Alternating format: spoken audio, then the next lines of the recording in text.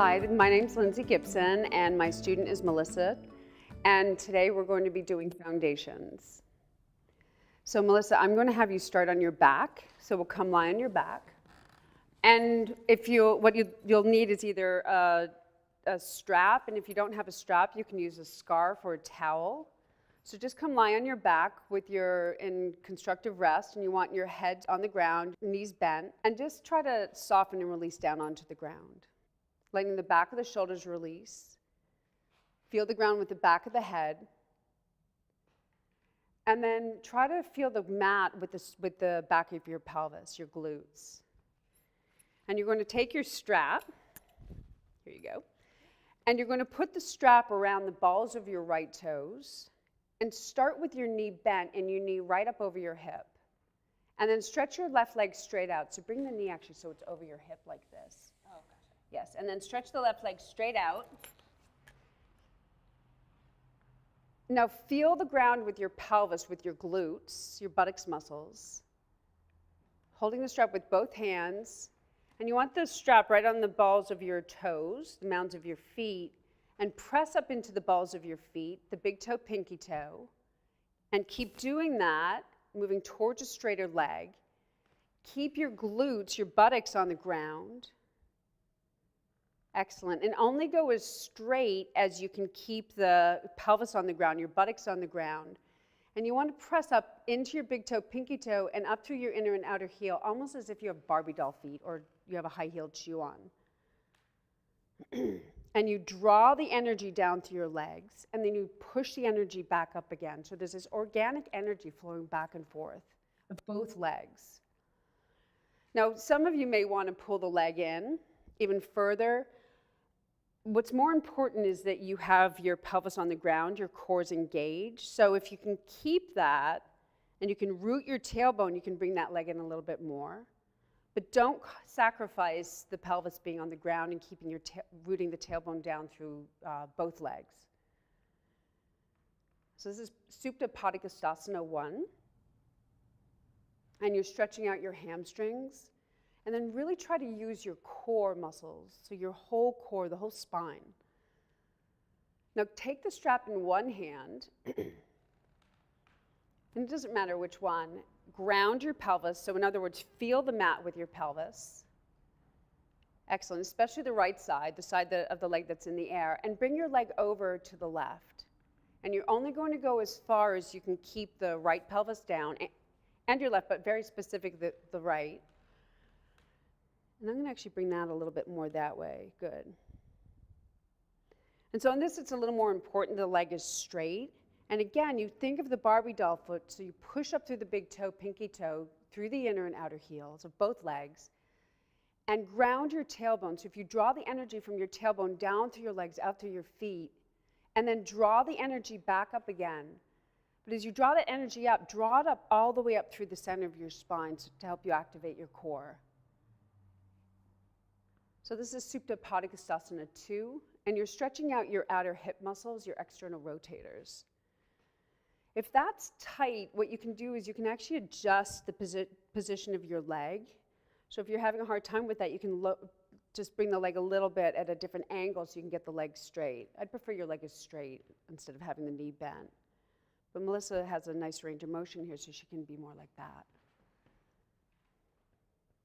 And just staying here for a few more breaths. And then bring your leg back center and bend your knee. Take the strap off. Stretch your right leg straight out. And then bend your left knee, and then let's put the strap onto the balls of the left foot. So those are the balls of your feet are the mounds. What I mean by that, it's the mounds of your foot. Good. Now ground your pelvis. In other words, feel the mat with your pelvis. Engage your buttocks muscles, your glutes, and keep that as you push your foot up into the strap. Pushing up through the big toe, pinky toe, up through the inner and outer edges of the foot. Again, almost like you're wearing a high heel, or for you guys, a cowboy boot or a ski boot. And really try to ground the tailbone again. And as you imagine that, just see the energy from your tailbone running down through your legs, all the way out to your feet, and then draw the energy back up to your legs again. And as you draw that energy up, keep it flowing up through your pelvis, all the way up through your spine, through the crown of the head. And so there's an energy flow flowing down from your tailbone and then flowing back up again. And just a natural breath. And notice where you borrow from, because we all borrow. You may borrow from your shoulders, from your neck. Just notice and try to feel those areas to help you soften them. Now take the strap in one hand. It doesn't really matter which one, just whichever feels more comfortable. Feel the ground with your pelvis, feel the mat, and bring your leg over to the right this time. Now keep lengthening out through your feet, big toe, pinky toe. You can also lengthen the inner and outer edges of the feet. And if it's hard to feel your heels, another thing to do is just to try to feel the inner and outer ankle bones. And this is all helping you engage your muscles in what I call muscle energy. And again, grounding your tailbone. And then drawing the energy back up through your legs, all the way up through the spine, through the crown of the head. And just a natural breath. Good, and then come back center, bend your knee, take the strap off, and then hug both knees into your chest. And you can just gently rock side to side. You can massage your sacrum, and try to feel the ground with your back lower ribs. It's your kidney area, your adrenal area. You just want to bring some blood flow and some warmth into that area. Good, and then let's bring your hands on the ground, roll over onto your hands and knees, and let's come into table pose. We'll just move this strap out of the way. Now you can pad your knees if your knees are a little tender.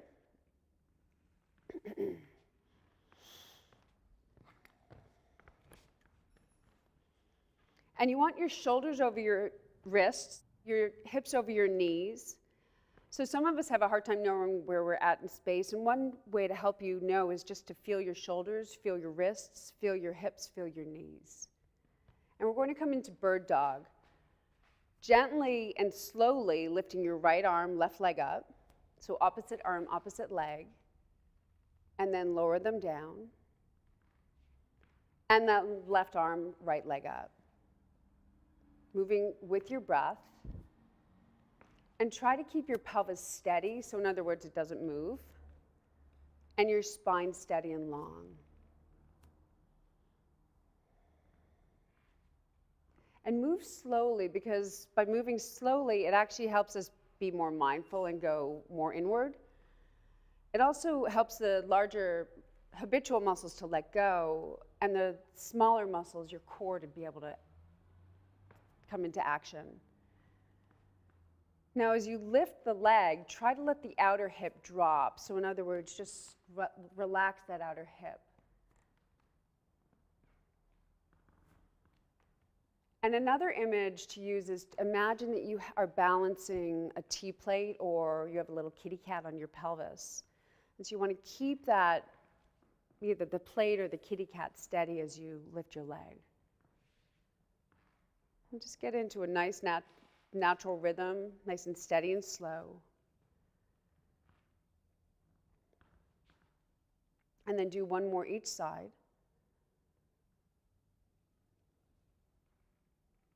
Feeling the ground underneath you.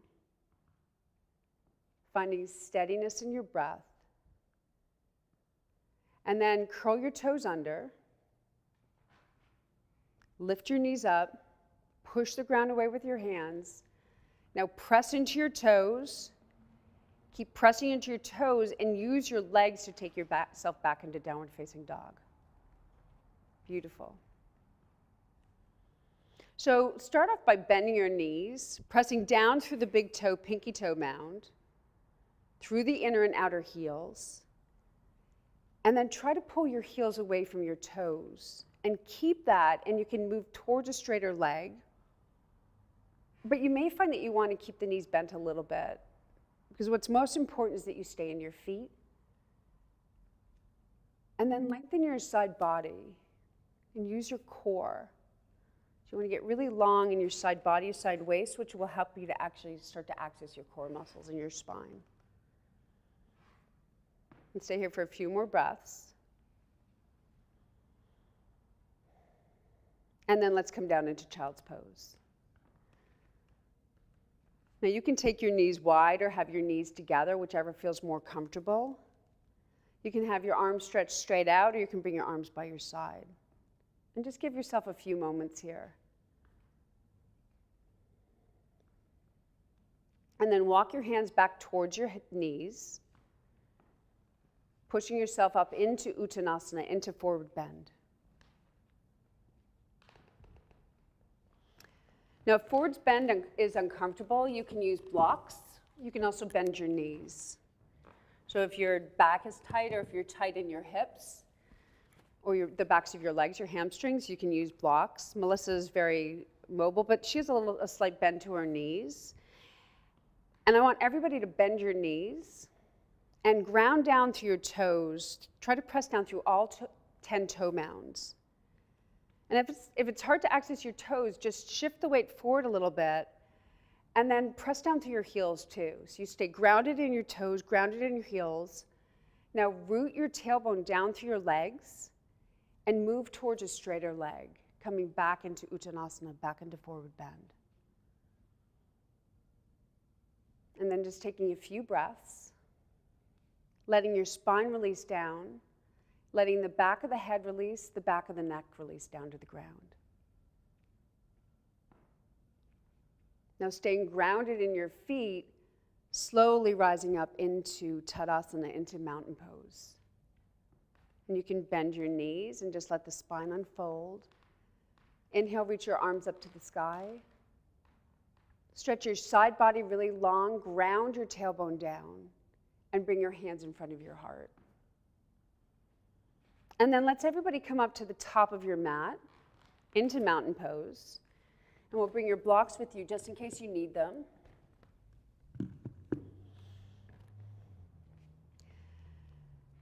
And inhale, reach your arms up to the sky.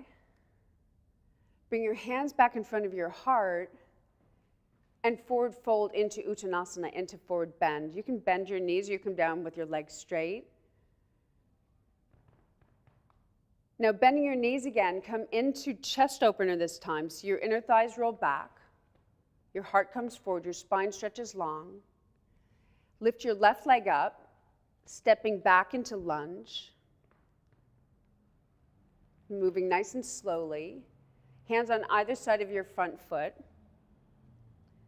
Now again, you can use blocks if you want to, if you find that your thigh isn't parallel to the front thigh isn't parallel to the ground, or if you're a little bit tight in your hips or lower back, if you feel like you're rounded in your lower back, use blocks. Grounding your feet, so really feel the mat with both feet. And try to imagine you're hugging your inner heels towards each other. And lengthen your side body, lengthen your spine long.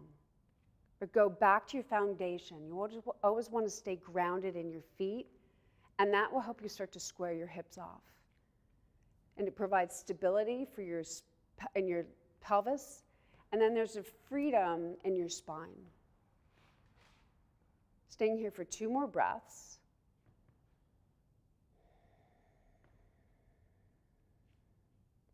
And then stepping forward into forward bend, Uttanasana.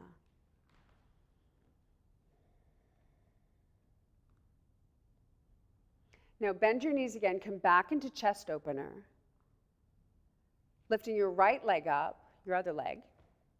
Very slowly stretch it back. Try to use your core here. Beautiful. Bring your foot down. Hands on either side of your front foot. So again, use blocks if you need to. And ground your feet. So in other words, feel the mat. Feel the texture, feel the warmth. And just feel your inner heels, inner ankles. And what that's going to do is start to engage your inner thighs and start to help you to access your core muscles. Lengthen your side body and ground your tailbone. So just like we were doing at the beginning of class in Supta Padangusthasana, draw the energy of your tailbone down through your legs into the earth. And then draw that energy back up, all the way up, through your legs, through your pelvis, all the way up through your spine, through the crown of the head. And you want a diaphragmatic breath, so just a natural breath, breathing into the sides of your diaphragm, the front and the back, almost like it's an umbrella. And then stepping forward into forward bend, Uttanasana. And just let your, really feel the support of the ground underneath you, grounding your tailbone, and from that grounding, your spine will just pour down to the ground. Now, bending your knees again, come back into chest opener. So your heart comes forward, your side body's long, ground your tailbone. Lift your left leg up, and we'll come into low lunge, Anjaneyasana. So you bring your foot back, your knee will come on the ground, and you can pad your knee if you want to. So I'm just going to put a blanket under Melissa's knees so you can see what that looks like. So come down with your knee on the blanket, and then come up with your hands on your hips. And take your hips back. So I'm going to have Melissa just bring her right foot back a little bit further. Beautiful. So you really want to be able to feel like you can be in the back foot and your front foot. So ground your feet. Root the tailbone down. So draw the energy of your tailbone down through your legs into your feet. Now lengthen your side body. So the side body starts at the pelvis, runs all the way up to the top of the armpit chest. Lengthen your spine. It's almost like you're lengthening the inner seam, the outer seam and the inner seam of your shirt. And then reach your arms up to the sky. Now, if you want, you can deepen your lunge. So in other words, you can bend your front knee a little bit more. But you want to make sure you can stay in your feet and keep grounding your tailbone. Now keep lengthening your side body. And from that, your heart, you can start to lift the back of your heart up. And a full diaphragmatic breath. So try to fill up that umbrella, or another image is a dome of a bell. You just see the beautiful dome shape of a bell and you try to fill it up. One more breath. And then lowering your hands down, step forward into forward bend.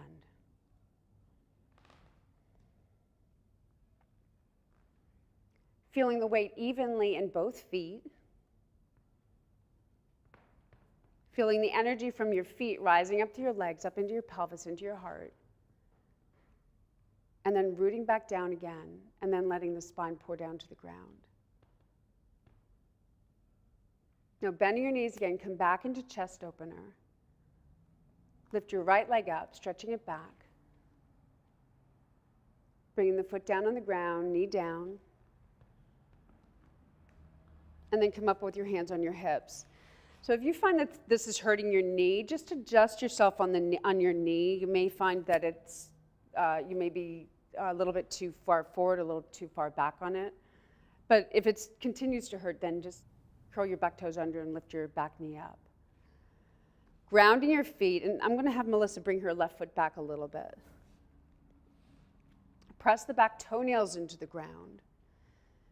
Rooting the tailbone down through your legs into the earth, and then lengthen your side body long.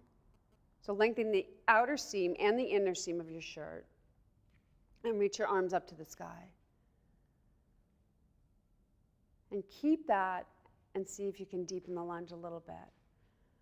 And you want to keep your hips square, and you really use your feet and your tailbone, your core, to help you keep your hips square. You don't want to, I mean, you can try to narrow your hips, but you want to use your legs and your core muscles to do that. 2 more breaths. Placing your hands on the ground, step forward into forward bend, Uttanasana.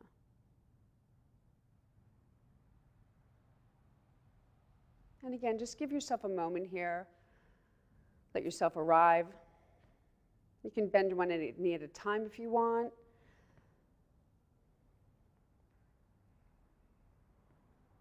And then very slowly, pressing into the ground, slowly rising up into Tadasana, into mountain pose. And just come stand here for a few breaths, Tadasana.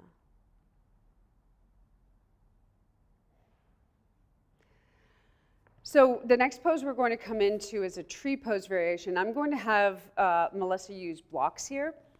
So we'll move the blanket out of the way, and we'll place blocks end to end.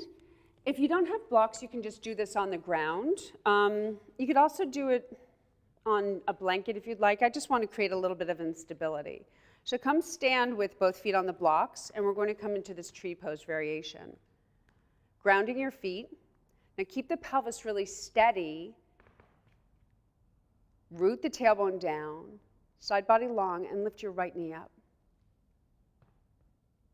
Nice. And you can have your hands in front of your heart by your side, or you can reach your arms up to the sky. And so with this instability, you want to find steadiness. So we provided instability with the block. And then you want to find steadiness with the actions in your legs and your core and with your breath. Lowering your hands down. Lowering your leg down. And we'll switch.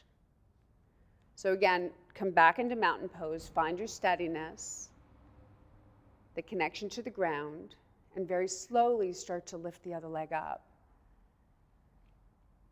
Now, if you find that you're unstable, you can go near a wall. You can also bend the bottom knee a little bit so you can really connect to your feet. And actually, why don't you just bend your knee a little bit, Melissa, so people can, the right knee, yeah, the standing leg knee. And keep that so you really stay grounded in your foot, and then move towards a straighter leg. Or keep the knee bent. Now ground your tailbone down, lengthen your side body, and your hands are either by your side, in front of your heart, or over your head. And find your breath. So with this instability, you want to find steadiness. And it comes from the inside. One more breath.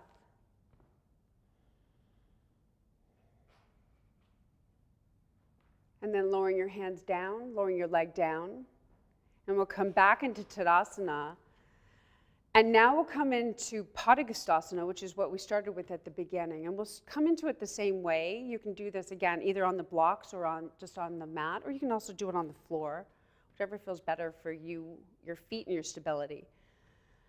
So keeping your pelvis steady, we'll come back into this tree, start in the tree pose variation. So you'll lift your right knee up. Excellent.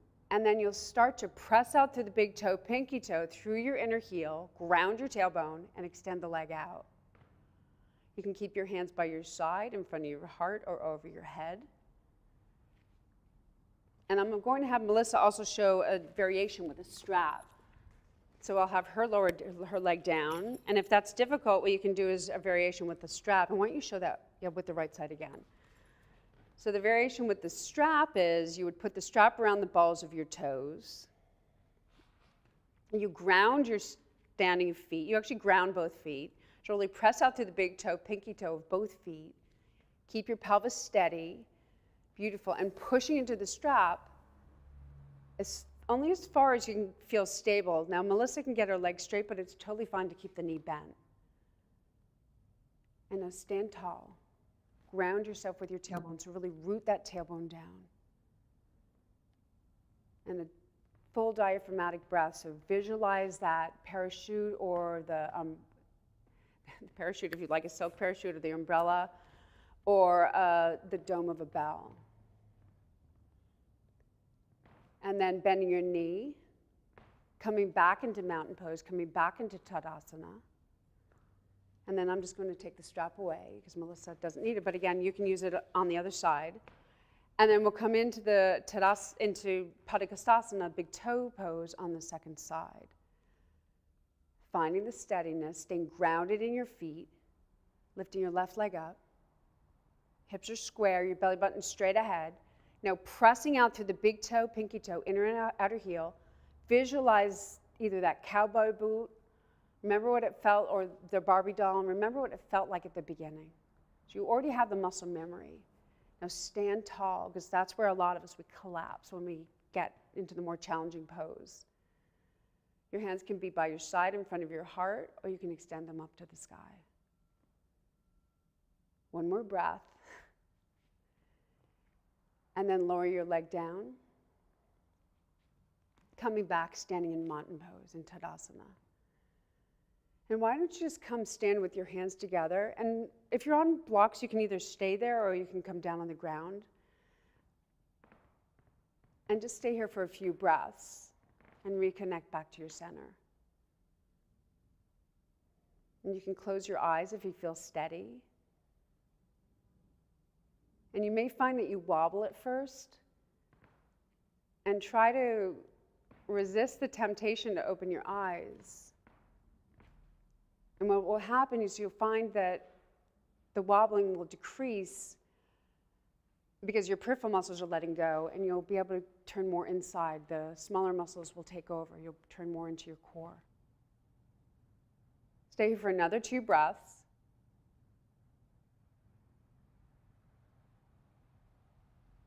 And before you open your eyes, take a moment to check in with your mind, check in with your body, check in with your heart, check in with your breath, and with your inner body. Hopefully you feel like everything's a little more calmer, a little more connected, a little more grounded. And then if you're on the blocks, well, wherever you are, just slowly open your eyes up. And if you're on the blocks, let's step on off. You can push the blocks off to the side.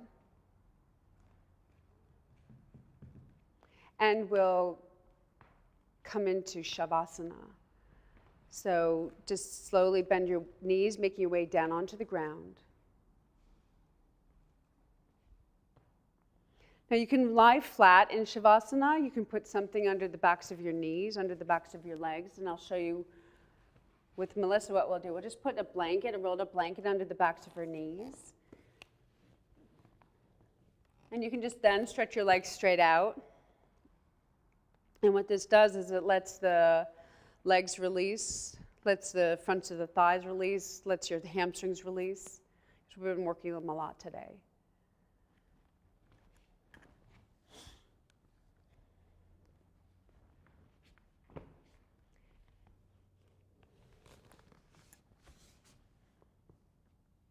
And then just give yourself this moment, a few moments here in Savasana.